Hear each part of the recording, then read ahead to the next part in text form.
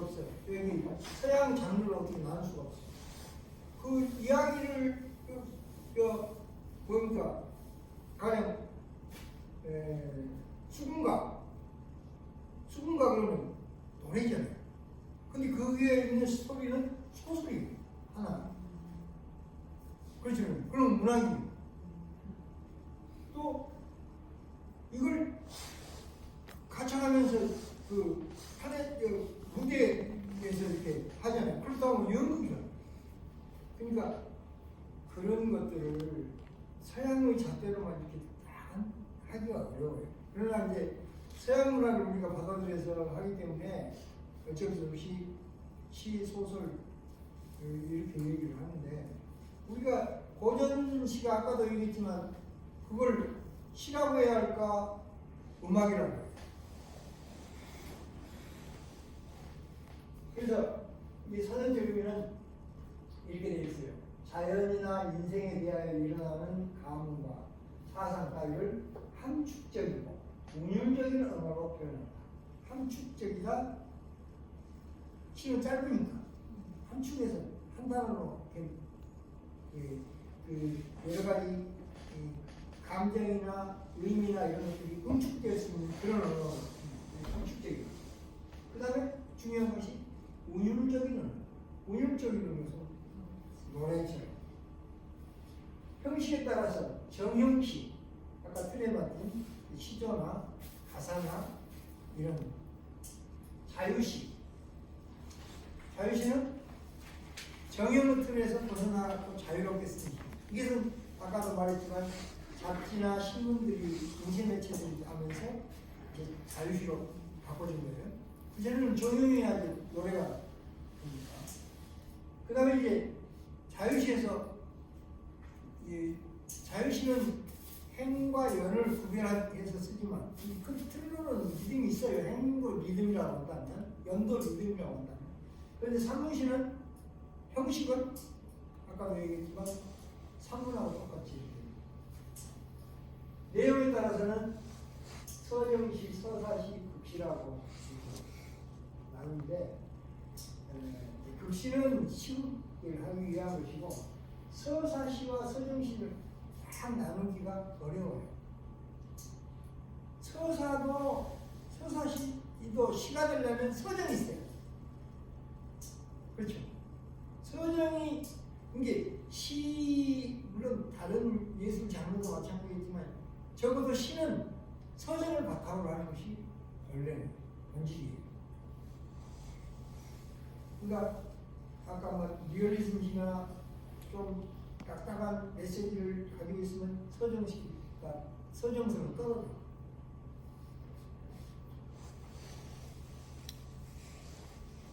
또 이제 다른 저기를 봅시다.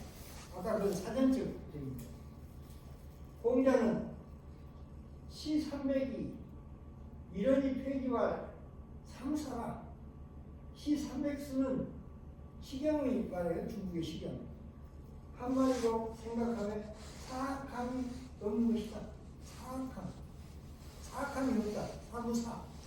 이걸 공자가 말한다. 공자는 시를 그렇게 생각했어. 사악하냐? 그 다음에 서경이라는 시에 대해서는 시연지라. 시라고 하는 것은 뜻을 말로 나타낸 것이다. 지를 뜻이라고 해석했는데, 자기 의지, 지적 그런 거예요. 그런 것을 말로 나타내는 그 시가 아니다. 서양에서는 아리스토텔레스는 시는 모방이다. 자연의 어떤 사물의 현상에 대한 모방인데, 어떤 모방이냐? 언어에 의해서 모방합니다. 근데 그냥 언어로 모방하는 것이냐? 음악성을 강조한 운율적 언어에 의해서 모방한 것이다. 이게 이제 아리스토텔레스가 생각하는 시예요. 조금씩 다 다르죠. 그 다음에 라이너 마리아 릴케라는 사람은 시는 체험이다. 이 말도 맞아요. 체험하지 않고 어떻게 시를 쓸 수가 없어요. 이게 체험이 중요하다 하는 말이겠지. 아까도 내가 내 시를 여러분들에게 좀 소개를 했지만 기차 타고 배 타고 이런 것도 체험이죠. 아까 칠기에 대한 이야기도 했지만 칠기 어떻게 하는 그것을 내 눈으로 보고 체험을 겪었으니까 그걸 사회학적 관찰이라고 해서 시를 쓸 수 있었던 거죠. 이런 거. 그 다음에 에드가 앨런 포는 시는 미의 운율적 창조, 아름다움을 운율적으로 창조하는 것이다. 운율적이라는 것은 그 운율은 소리예요. 운율이라는 소리. 그 다음에 T.S. 엘리엇은 시는 감정의 표출이 아니라 감정으로부터 덮이고 개성의 표현이 아니라 개성으로부터 덮이다. 이게 감정과 개성이 시에서 중요한데 이 엘리엇은 그 표출 자체가 아니라 그걸로부터 벗어나는 것이다. 이렇게 이제 어떤 이 감정보다는 그 감정을 보다 높은 차원 또 개성보다는 개성도 중요하지만 그것보다는 더 높은 차원의 개성이다. 이런 의미에서 도피라는 의미를 쓴 것 같아요. 테이트, 알렌 테이트는 좋은 시는 내포와 외연의 가장 먼 양극에서 의미를 통일한 것이다. 요거는 뭐냐? 내포와 외연은 쉽게 말하자면 아까 언어의 얘가 융합이라고 했지. 언어. 근데 그 가장 먼 양극에 있으면서 어떻게 돼? 의미가 드러나요. 너무 엉뚱해 버리면 안 돼요. 그러나 너무 비슷하면 진부합니다. 내가 이제 그런 이야기를 늘 쓰는데 여인의 아름다운 입술을 표현할 때 뭐라고 그래요? 앵두 같은 거. 가만히 생각해보세요. 앵두 그 붉은 빛 봐봐요. 앵두가 있을 때 빨개갖고 맑고 그 붉은 그 빛하고 어떻게 여인의 입술하고 이걸 결합을 시켜놨어요. 지금 앵두 같은 입술, 앵두와 입술 결합을 했죠.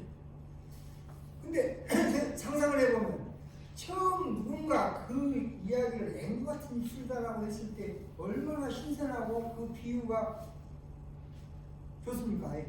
그런데 이게 자꾸 쓰다 보면 입에 붙어요. 다 알잖아요. 내가 앵두 같은 입술로 다 알잖아요. 그렇게 되면 처음에 있었던 앵과 입술에서 드러나는 그 감동이나 이런 것이 없어져요. 그걸 보고 뭐라고 하냐면 배드 메타포, 사음유라. 이 사음유는 시적인 기능이 상실된 의미예요. 상실된 표현. 비둘기 평화 이런 건 상징. 시는 영원한 진실 속으로 표현된 삶의 이미지다. 삶의 이미지, 여기서 이미지를 담는 거예요. 이 시에서 이미지가 중요한 것이 아까 방금 비둘기의 평화 그거하고 무슨 관계인지는 모르지만 평화, 사랑, 행복 이런 거는 관념적이기 때문에 잘 잡히질 않아요. 그래서 이 평화, 행복, 사랑 또는 미움 이런 것을 구체적으로 느끼게 하려면 어떻게 해야 돼요? 이미지를 만들어줘요. 그러니까 보이지. 사랑을 보이게 해야 돼. 행복을 보여줘야 돼, 시에서. 그래야 돼. 이게 이미지.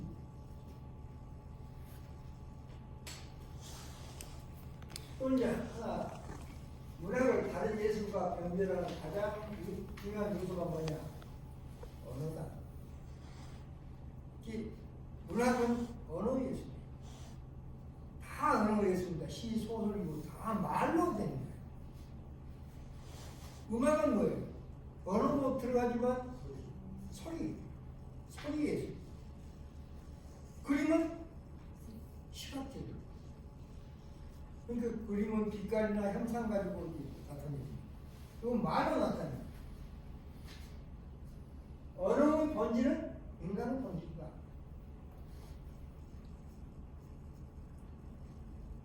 언어를 뭐라 했어? 인간 본질이라고 했죠. 이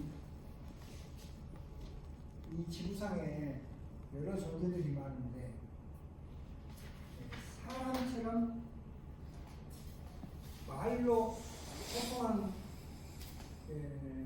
존재들은 드뭅니다. 이게 무슨 얘기냐면 그 얘기를 하잖아요. 벌을 길러본 사람들은 벌은 사회적 동물이죠. 때로 살아요. 때로 사는 건 사회적 동물인데 사회적 동물은 반드시 소통이 필요해요. 사람도 사회적 동물이기 때문에 소통이 필요한데 그 소통이 뭐냐면 언어예요. 벌들도 소통을 한다. 어떤 소통을 하느냐 학자들이 예를 보면 자기들 있잖아요. 밀원 꿀을 채취하려면 어디가 밀원이 있다 이걸 가르치는데요. 아는 벌이 어느 정도냐면 방향, 그 다음에 이제 물론 몇 킬로미터 이런 말은 아니겠지만 그쪽으로 멀리 가면 있다 이런 정도는 소통을 합니다. 근데 그 소통을 뭘로 하냐? 날갯짓을 한다고 학자들이 날갯짓. 이 벌들 보면 아주 이 사회적 동물 벌을 길러보면요. 나는 길러보진 않았지만 길러본 곳을 봤는데 벌이 자기 집으로 안 들어가고 우리는 보면 다 똑같은 벌 같은데 남의 집으로 가면 같은 벌 바로 부인들이 나와서 벌 부인들이 나와서 들어가요. 잘못 들어가요. 그리고 이 벌들이 사회적 동물이라고 하면 일벌 중에서도 가장 젊고 활달한 벌들은 꿀을 따요. 그 다음에 꿀만 필요한 게 아니라 뭐가 필요해요? 물도 필요해요. 어떤 벌들은 물을 채취해요. 어떤 벌들은 청소를 해요. 좀 늙은 벌들은 집안에서 청소해요. 그리고 어떤 벌들은 저기 온가하는 거 파수를 해요. 이런 벌들이 이게 벌들도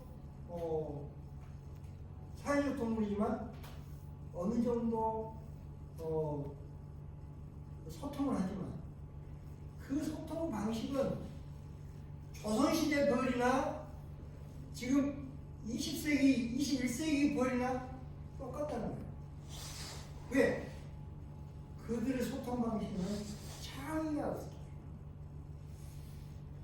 아프리카의 그 침팬지, 원숭이 이런 애들도 사회적 동물로 이제 모아서 살잖아요. 그러니까 소통을 한대요. 말을 해. 근데 학자들이 보면 침팬지, 아주 발달된 침팬지가 우리로 말하면 60개 단어 정도만 가지고 가지. 우리처럼 말들이 막 불어나니까 죽은 말도 있지만 다시 생성되고 조선시대만 하고 고려시대만 하고 현대만 하고 다르니까 옛날 말은 이 말이 무슨 뜻이었다 이렇게 얘기를 하고 있어요. 지금은 사전이 두꺼워졌어요. 소통이 많아졌어요. 그래서 인간이 언어를 가진 유일한 존재다. 그런 창의적 언어를 가진 이렇게 이제 학자들이 얘기합니다.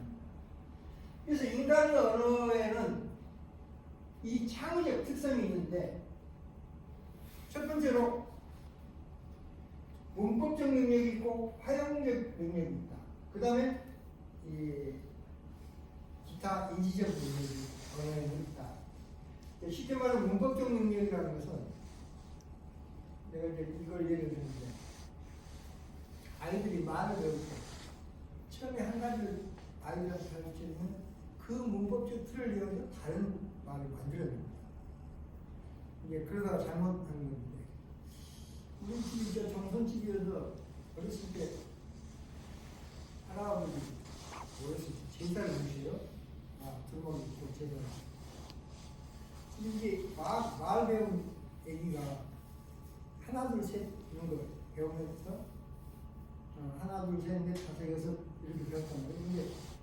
근데 새 한 마리, 새 두 마리, 새 세 마리 이렇게 했잖아요. 이제 그 숫자를 배우니까 그날 보니까 할아버지들이 많이 나타났어. 딱 보더니 세보더니 할아버지가 6마리다. 이렇게 얘기해요. 틀렸죠?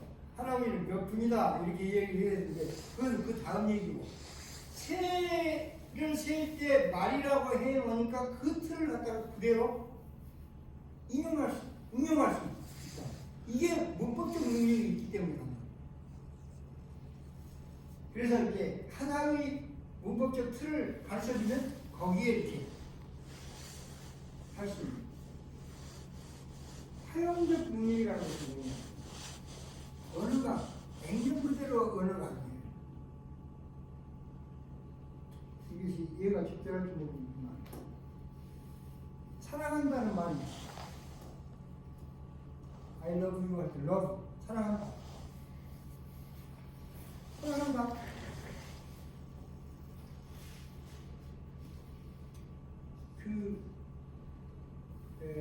공원의 벤치 조용한 데에서 남녀들이 만나서 남자가 여성한테 손을 잡으면서 사랑한다. 이건 사랑의 고백이에요. 다르지. 그 다음에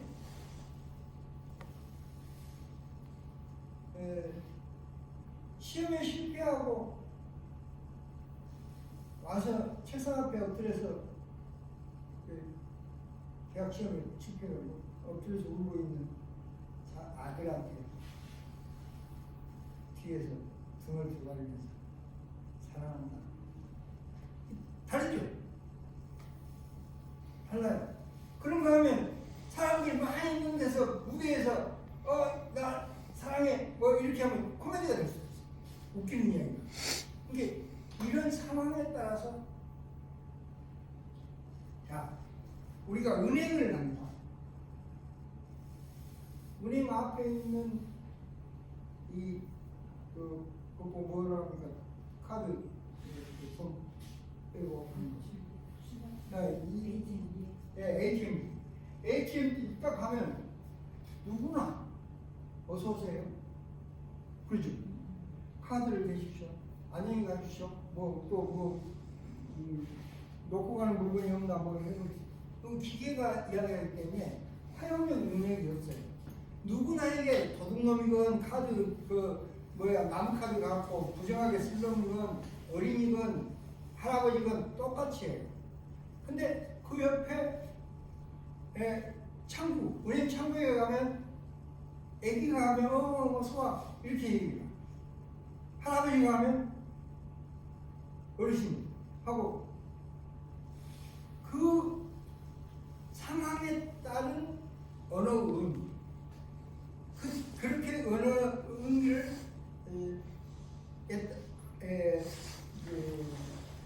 수행할 수 있는 능력 그것이 활용입니다. 그래서 인간에는 이 활용적 능력이 어떤 것은 그 뜻에 따라서 그 상황에 따라서 또 같은 단어지만 의미가 달라지는 때도 있다. 그래서 이제 중요한 것은 말하는 사람이 있고 말 듣는 사람. 듣는 사람이 있을 때 말이라는 것이 존재하지 듣는 사람이 없을 때는 복잡해요. 혼잣말로 자기가 하자이고 자기가 청자예요. 할 때 자기가 자기에게 얘기를 할 수 있어요. 근데 아무도 없는데 혼잣말을 하고 하면 실성한 사람이에요. 화자청결한 거예요. 이 말이라는 것은 그렇게 존재해요. 요즘에는 이제 기계어들이 많이 나왔습니다만. 그러면 이제 무슨 얘기를 하려고요?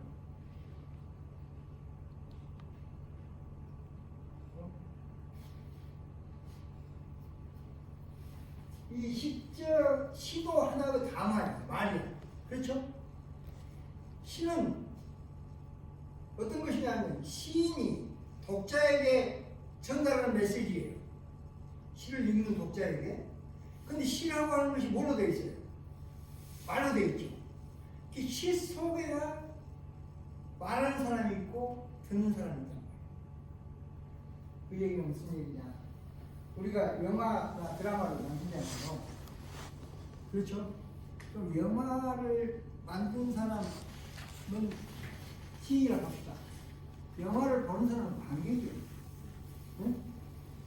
근데 그 영화 속에는 다른 인물들이 영화 감독이 그 만든 사람이 직접 말하지 않고 누구를 시켜서 말하잖아요. 응?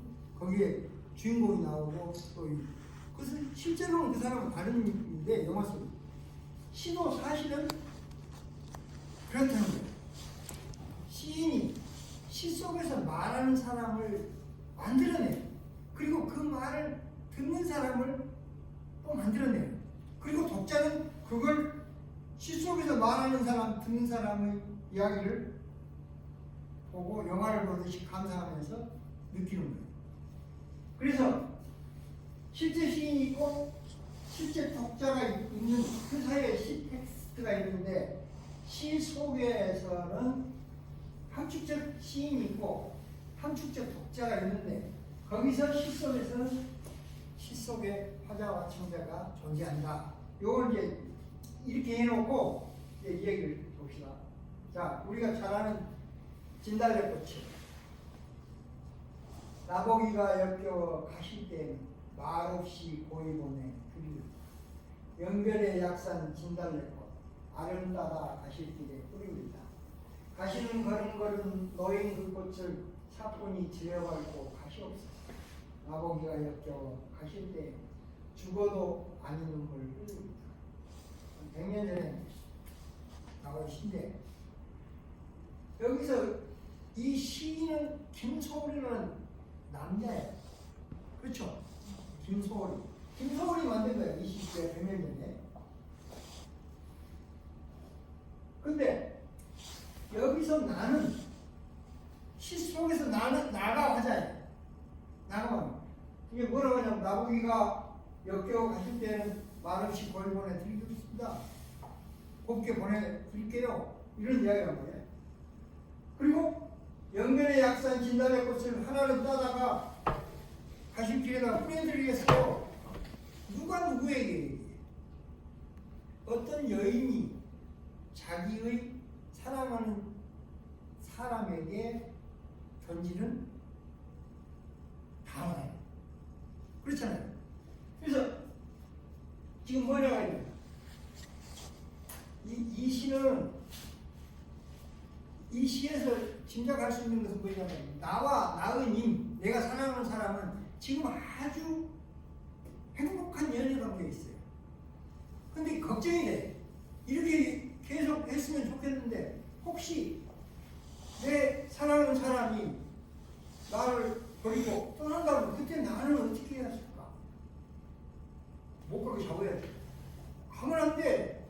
나랑 같이 살아. 나랑 계속 이렇게 살아. 이렇게 해야 되는데 이 사람은 너무나 사랑하기 때문에 그 님을 존중해야 되겠다 이런 그 마음을 가지고 있어요. 그래서 나머지가 역겨워 나 이제 늘 보다가 역겨워갖고 어느 미래에 가실 때 가신다고 할 때 가실 때 지금 안 가. 지금 현재 안 가요. 미래에 갈 그때는 어쩔까? 말없이 곱게 보내드리겠습니다. 이 얘기를 하는 거예요. 연결의 약산 진달래꽃 아름다다 가실 길에 뿌리 가시는 거기다가 그 진달래꽃을 뿌려주겠다. 그럼 가시는 걸음걸음 너희 그 꽃을 사뿐히 지려가지고 가시옵소서. 어떤 사람이 떠나는데 거기다가 꽃 그러니까 그 밟고 떠나겠어요. 시니까 가는지. 나보기가 역겨워 가실 때는 죽어도 아니 눈물을 흘리고 있다. 죽어도 눈물을 흘리지 않겠습니까? 이게 이제 역설적. 너무나 가신다면 나는 너무나 슬플 것 같다. 적어도 못 보낼 것 같다. 이런 내용을 역설적으로 지금 임에게 하는 거예요. 이 송오리가 영화 배우를 만들듯이 화자와 청자를 가정해놓고 이렇게 쓴 시간. 김소월 시를 굉장히 좋아하거든요. 시를 좋아하거든요. 네. 만약 김소월 시인이 요즘 세대에 저런 시를 썼다 그러면 인정합니다. 못 봤지? 그런 생각을 하고 있어요. 인정을 하고 오래도록 할까? 요즘 세대는 안 맞지?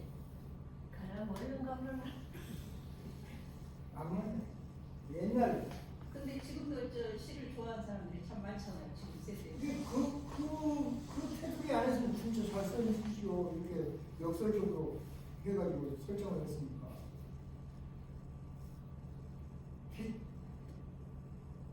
그러면 요즘에 그 인정받는 시인들은 주로 어떤 시를 쓰나요? 요즘에 맞는 시죠. 근데 이제 요즘에 나는 좀 이제 조금 비판적으로 본 건 뭐냐, 말을 꼬아 말 장난을 하다 이 돼버려요. 말을 너무 꼬아서 제대로 말제기를 쓰요. 그러니까 그런 시들은 조금 문제가 있어요. 보면은 시를 쓰면은 독자들이 읽기 하기 위해서 그렇죠. 쓰잖아요. 근데 이렇게 보면 이것이 뭐냐? 점점 사람들이 시를 이게 보면은 이렇게 나네 그 말을 꼬다 보니까 나는 이 말이 뭐 이 말인가 뭐 조금 짐작은 되는데 정확하게 잘 모르겠고 느낌이 안 와. 그럴 때 이제 독자들이 점점 시를 안 읽게 되고 점점 이제 이렇게 멀어지게 만드는 요리를 시인들이 그렇게 만들지 않나 그런 생각. 그런 경우도 있죠. 반성을 많이 하고 그러면 있어요. 이제 그 교수님들이라든지 시 쓰는 사람들이 좀 이렇게 왜 이렇게 시를 쓰냐, 독자들이 없는 시를 쓰냐, 좀 성도도 하고 글도 쓰고 그러면 좋겠는데. 아니 그런 걸 얘기를 하는데 잘 안 돼요. 평론가 될까 말안 들어요. 시옷 있으면 평론가가 못 먹고 사니까 얼른 있어야지. 통과하는 사람이 따로 있지 아무나 통과하는 사람도 기본적으로 그게 어디서 제일 많이 나타나냐면 그 우리가 뭐 등단하고 뭐 어떻게 할 때 등수 매기는 데서 등수 매기는 분들이 그런 시를 1등으로 올려놓으니까 시문학이 이상해지는 거잖아요. 그러니까 네 맞아. 그런 면도 있어요. 아무튼 이제 이런 장치를 어느 정도 우리가 이해를 해야 돼요. 하자. 요건 이제 또 김서울이건데 엄마야 누나야 강변선자 뚜레는 반짝이는 금모래빛 뒷문 밖에는 갈리픈 노래 엄마야 누나야 강변선자. 이 화자가 누구예요? 이 동시에요. 그렇죠. 어느 소년 어린 아이예요. 이걸 어른이 이렇게 했다면 이게 진짜 철없는 놈이 되지.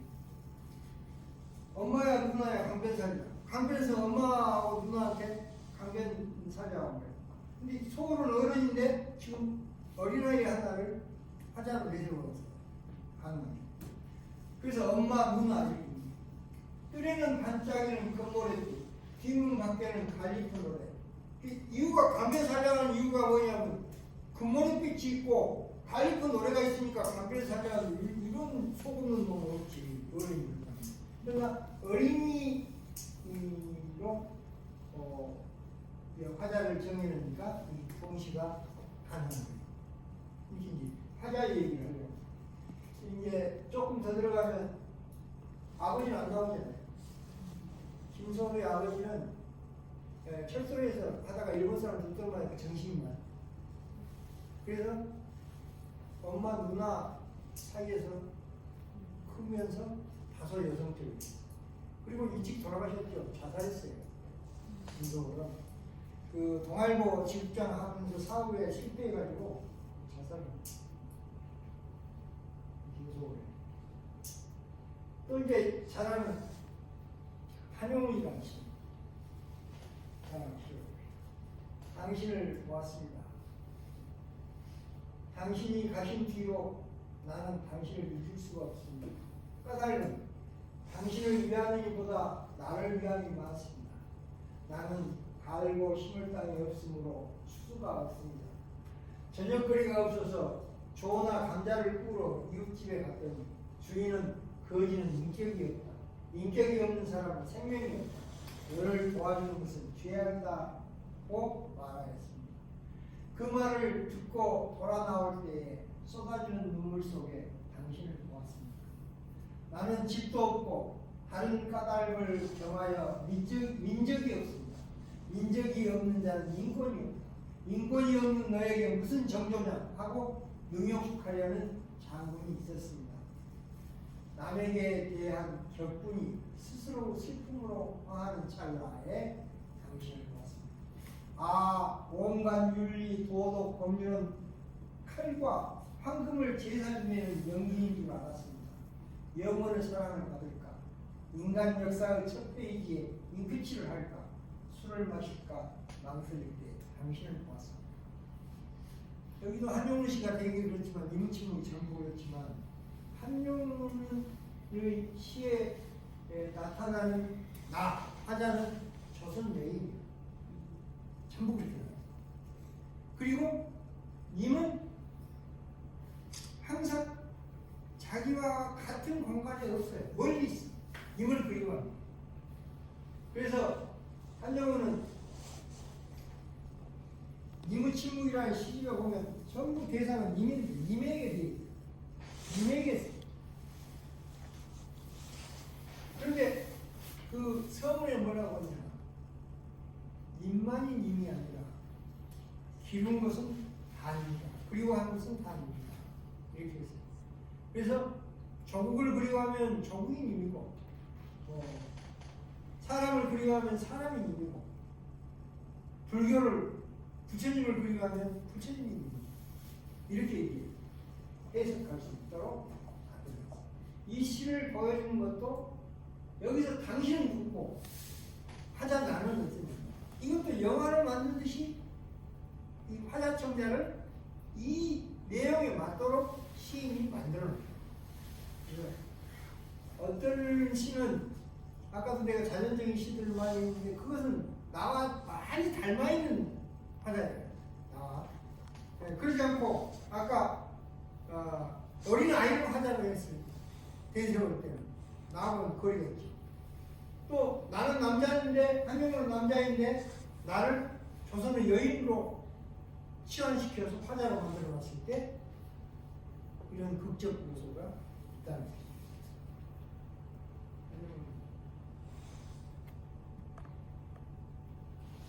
이제 정기용의 시입니다.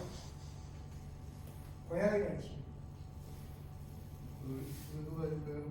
이강희 선생님 읽으시죠. 이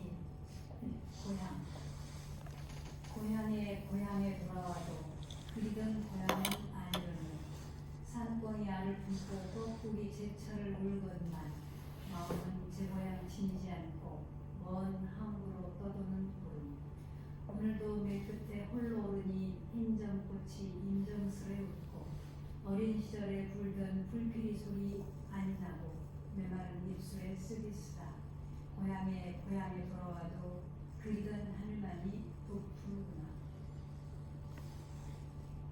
하신가요? 네. 네. 정기용 고향이라고 이 노래로 네. 가곡으로 나와 있는데 정기용이 이제 6.25 노래를 부르러 갔잖아요. 그래서 박정희 정권 쪽에서 정기용이나 부르러 간 사람들을 전부 금지시켰습니다. 금지시켰어요. 근데 이 시가 좋으니까 음악가 이름이 안 생각나는데 보성 출신 음악가가 정기영 고향 이 시를 읽고 좋으니까 거기다 곡을 붙였어요. 그것이 지금 가곡으로 나오는데 곡은 이 시가 좋은데 정기영이 북으로 가고 있으니까 이게 못 부르잖아요. 그래서 그 곡에다가 이은상이 작사를 해서 불렀어요. 곡은 같은데 지금 이은상이 부른 거하고 이은상이 지은 거하고 정기영 씨가 같이 저기서 흰점꽃이 뭐예요? 흰점꽃이 흰점꽃이 하얀 꽃이다. 오늘은 맨 끝은 산 끝에 홀로 오르니 먼 데서 보면 흰 점으로 보이는 꽃이 인정스레 웃고. 근데 그 서정시 쓰기가 진짜 어렵더라고요. 서정시 쓸 때 또 어떤 시도 서정, 서정시 쓸 때. 네, 서정적인 그 틀을 만들어야 되고 우선 이게 서정적인 마음이 있어야 돼요. 들어갈 때 맨 처음에 여기는 이제 그 고향에 온 이야기잖아요. 예. 지금 고향이 변했어. 고향이 그리던 내가 객지에서 그리던 내 고향이 와서 보니까 변해가지고 그게 아니다. 상공이 알을 뚫고 뻐꾸기 제철을 물건만 마음은 제 고향 지키지 않고 먼 항구로 떠도는 분. 오늘도 맨 끝에 오르니 흰정꽃이 인정스레 웃고 어린 시절 불던 풀필 소리 안 나고 내 말은 입술에 스비스다. 고향에 돌아와도 그리던 하늘만이 높고 하늘만 걷고 변한 거예요. 그러니까 여기서는 여러 가지를 상상할 수 있어요. 고향의 변화가 왜 내 마음을 이렇게 만들었을까? 입술에 내 많은 입술이 스비스도 이런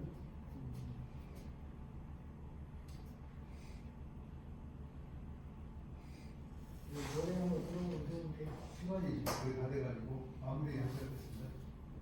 그러면 이거 균형만 한번 읽고 끝내주시면 김경의 지도를 한번 읽어주세요. 때가 제가 했는데 지금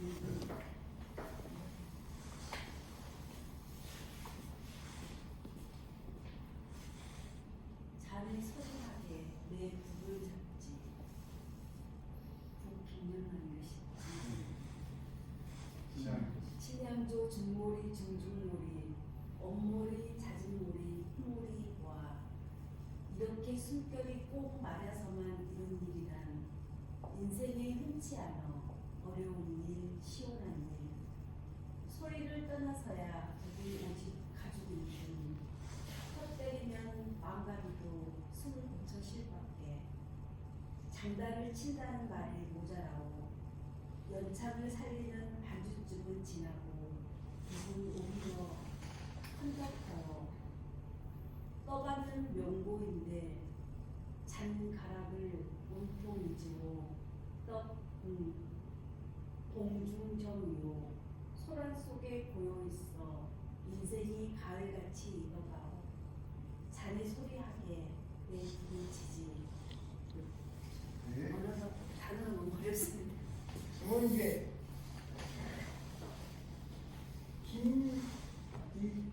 김영남 국인데 여기서 화자는 나가 자네한테 말하는 식으로 되어 있어요. 자네가 화자예요. 자네는 아마 친구이거나 맞아요. 청자. 자네가 청자, 화자가 나 이제 북을 치. 내가 북을 치니까 자네가 소리를 하면 내가 거기에 맞춰서 북을 치겠다. 좋아요, 좋아. 진양조 중머리, 중중머리, 엄머리, 잔머리, 흰머리 이거는 이제 그 가락에 빠르기 좀 우리 뭐 악단탱이 보이는 하듯이 이렇게 숨결이 꼭 맞아서만 이룬 일이라 인생에 흔치 않아. 어려운 일, 시원한 일, 어려운 일, 시원한 일. 이게 숨결이 고수하고 창자가 딱 숨결이 맞아야 이렇게 되는데 소리를 떠나서야 북은 오직하죠. 북은 소리를 때리지 않으면 그냥 가죽이지 아무것도 아니잖아요. 헛때림. 근데 북을 딱 맞게 못 때리고 헛때리면 망각도 숨을 고쳐줄 수밖에. 망각은 유명한 속망각이라고 소리가 그리고 네. 장단을 친다는 말이 모자라. 장단. 연착을 살리는 반주쯤은 지나고 북은 그냥 소리만 내는 게 아니라 지휘하는 컨덕터. 소리를 이끌어가는 떠받는 명곡인데 유명한 북인데 장가락은 온통이지요. 떡궁, 동궁정이요. 움직이는데 고요가 소란 속에 고여있어. 인생이 가을같이 익어가. 자네 소리하게 내 북을 지키. 자네가 소리하고 나 부르는 게 잘 어울려가. 여기서 이제 이렇게 자네와 나의 담화 이런 식으로 시를 이끌어갔다는 것을 보여주기 위한 근데 이제 이런 걸 다 하려면 하루 더 해야